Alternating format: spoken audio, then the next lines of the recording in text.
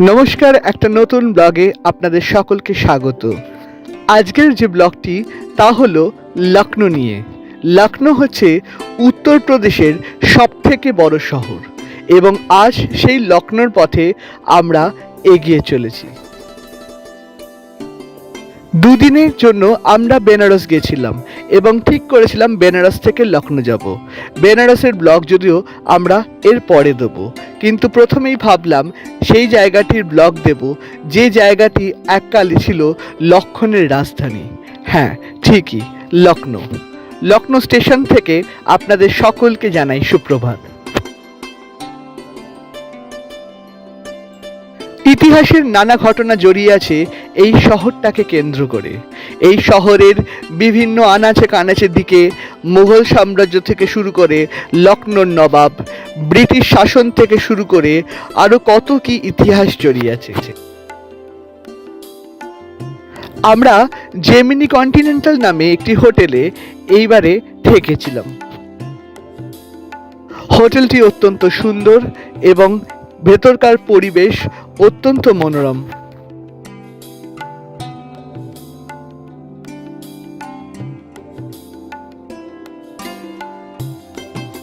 লখনউ শহরে ভ্রমণ করার আগে আমরা চট করে একবার যে হোটেলে ছিলাম সেই হোটেলের ঘরটি দেখিয়ে দিই, এতে আপনারাও যদি চান এখানে থাকতে পারেন। হোটেলের বাথরুমটাতে সকল রকম সুবিধা ছিল এবং চান করার জন্য আলাদা শাওয়ার এনক্লোজার ছিল। ঘরটা ছিল বেশ বড়। প্রথমে ঢুকেই একটি ওপেন আলমারি ছিল, যার মধ্যে আপনারা চাইলে লকারে জিনিসপত্র রাখতে পারবেন। মালপত্র রাখার জন্য সুব্যবস্থা ছিল। ছিল বড় টেলিভিশন, বড় টেবিল এবং বিশাল বড় দুটি খাট। খাটের পাশে একটি সুন্দর সোফা ছিল, যেখানে বসে আপনারা দেখতে পারবেন লখনউ শহরের বিভিন্ন সৌন্দর্য। এবং সামনেই ছিল দস্তরখান খাবারের দোকান, যেটি লখনউ বিরিয়ানি এবং গলটি কাবাবের জন্য বিখ্যাত। হোটেল থেকে ওয়েলকাম ফ্রুট দেওয়া হয়েছিল এবং তাছাড়া ছিল কমপ্লিমেন্টারি চা, কফি এবং চিনি। আমরা ফ্রেশ হয়ে একটা টোটো নিয়ে বেরিয়ে পড়লাম লখনউ শহর ভ্রমণে। লখনউ সফর যে জায়গাটি দিয়ে আমরা শুরু করব তা হলো বড়া ইমামবাড়া, যার মধ্যেই আছে বিখ্যাত ভুল ভুলাইয়া। 1784 সালে নবাব আসফ উদ দৌলা এই বড়া ইমামবাড়া তৈরি করেন। আকৃতিতে এটি সত্যি মুঘল সাম্রাজ্যের বিভিন্ন সৃষ্টির সঙ্গে টক্কর দেওয়ার মতন। শোনা যায় তখনকার দিনে নানা বড় বড় নির্মাণকারীদের ডাকা হয়েছিল এই বড়া ইমামবাড়ার ডিজাইন করার জন্য এবং অবশেষে এই বড়া ইমামবাড়াটি তৈরি করেন খিফা-উদ-দৌলা, যার সমাধিও এই বড়া ইমামবাড়ার মধ্যেই আছে।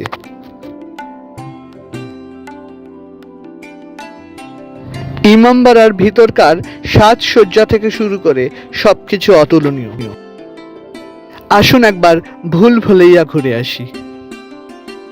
শোনা যায় এই ভুল ভুলাইয়ার ভিতরে রানীদের সঙ্গে লুকোচুরি খেলতেন নবাব নিজে।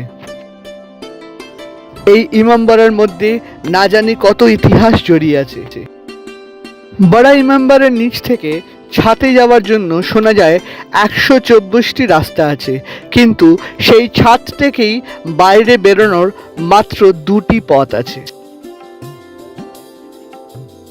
এই ইমামবাড়ার ওপর থেকেই লখনউ শহরের একটা অসাধারণ দৃশ্য আপনারা উপভোগ করতে পারবেন।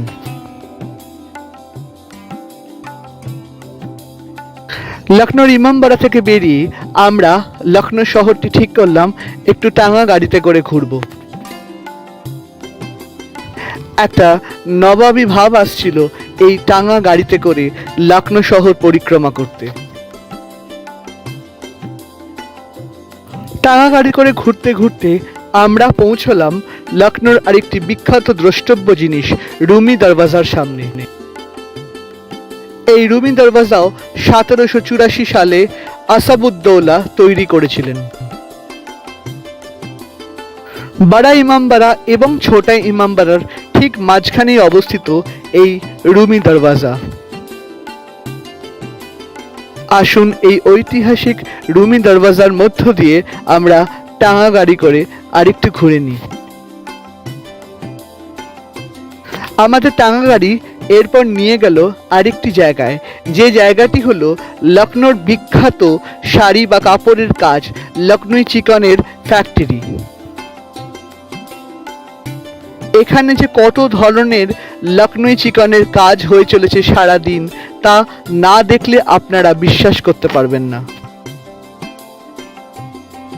লখনৌতে আসলে অবশ্যই লখনৌ চিকনের সালোয়ার, শাড়ি, পাঞ্জাবি বা কোনো কিছু যা আপনাদের পছন্দ তা দেখবেন বা চেষ্টা করবেন কিনতে।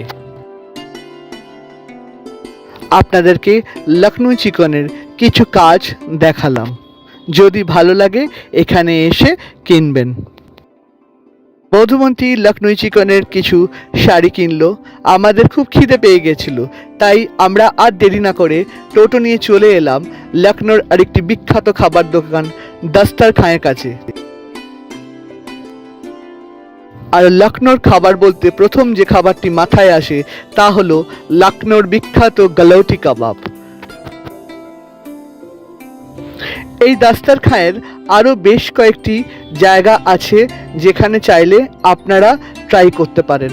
আমাদের হোটেলের ঠিক পাশে দস্তরখানের যে হোটেলটি ছিল আমরা সেখানেই খেতে এলাম। গরম গরম রুমালি রুটি, চিকেন কষা এবং মাটন গালৌটি কাবাব দিয়ে আমরা দুপুরের খাবার সেরে আবার টোটো নিয়ে এগিয়ে পড়লাম আমাদের পরবর্তী বেড়ানোর জায়গাটিতে। আমরা এখন এসেছি লখনৌ পিকচার গ্যালারিতে, যা অবস্থিত বিখ্যাত হুসেইনিবাদ ক্লক টাওয়ারের সামনে। এই পিকচার গ্যালারিতে আপনারা সকল নবাব এবং নবাব ওয়াজিদ আলী শাহের ছবি পাবেন, যিনি পরবর্তীকালে মেটিয়া বুরুজে আসেন এবং কলকাতাতে এসে কলকাতার বিরিয়ানি শুরু করেছিলেন।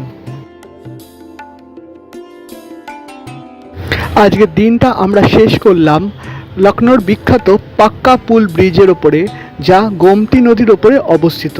এটি একটি ঐতিহাসিক ব্রিজ। লখনৌর প্রথম ব্লগটি ডেসক্রিপটিভ করলাম, কেমন লাগলো নিচের কমেন্ট সেকশনে অবশ্যই জানাবেন, এবং যদি ভালো লাগে থাকে তাহলে অবশ্যই সাবস্ক্রাইব করবেন। জলদি আসছি লখনৌর দ্বিতীয় এবং শেষ পর্ব নিয়ে। ভালো থাকুন, সুস্থ থাকুন।